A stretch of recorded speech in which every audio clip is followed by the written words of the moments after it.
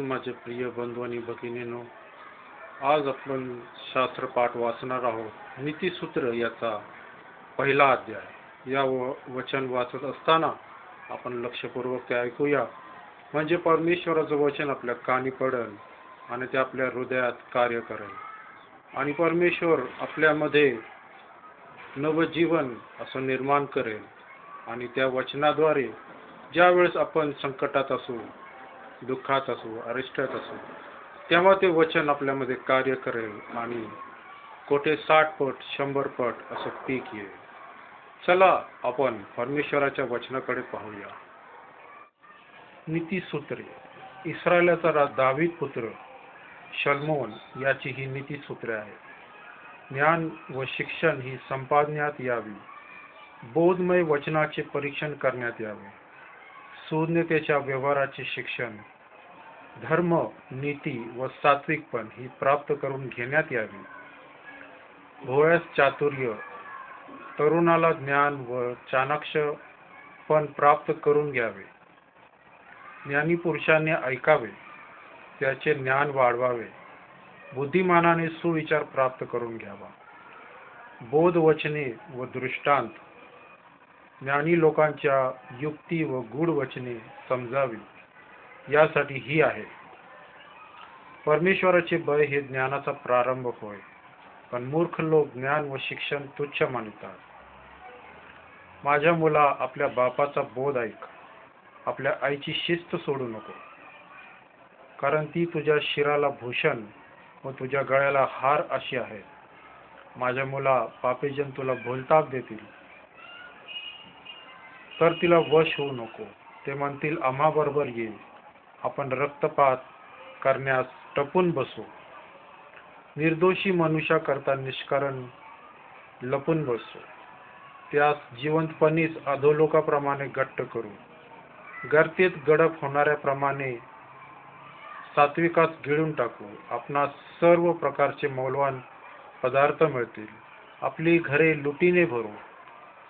तू आमचा भागीदार हो, आपण सर्व एकच पिशवी बाळगू.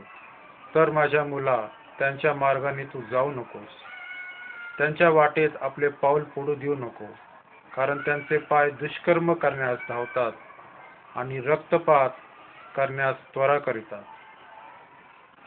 एखाद्या पक्षाच्या डोळ्यात देखत जाळी पसरणे व्यर्थ होय. ते आपल्या रक्तपातासाठी टपतात, ते आपल्याच प्राणघातासाठी दडून बसतात. धनाचा लोभ धरणाऱ्या सर्वांची अशीच गती होते. ते आपल्या मालकाचा जीव घेतात. ज्ञान रस्त्यावर पुकारा करीते, चव्हाट्यावर आपली वाणी उच्चारिते, गजबजलेल्या रस्त्यांच्या नाक्यांवर, वेशींच्या दारात घोषणा करीते, नगरात हे शब्द उच्चारिते. अहो भोळ्यांनो, तुमचे भोळेपण तुम्हाला कोठवर आवडणार.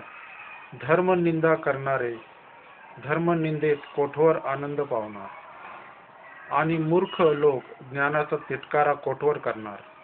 माझा वाग्दंड ऐकून वळा, पहा, मी आपल्या आत्म्याचा वर्षाव तुम्हावर करीन. मी आपली वचने तुम्हास कळवेन. मी हाक मारली, पण तुम्ही आला नाही. मी आपला हात पुढे केला, पण कोणी लक्ष दिले नाही. तुम्ही माझ्या सर्व बोधाचा अव्यय केला व माझा वाग्दंड मुळी जुमानीला नाही. यास्तव तुमच्या विपत्काली मीही हसेन, तुमच्यावर संकट आले असता मीही थट्टा करेन.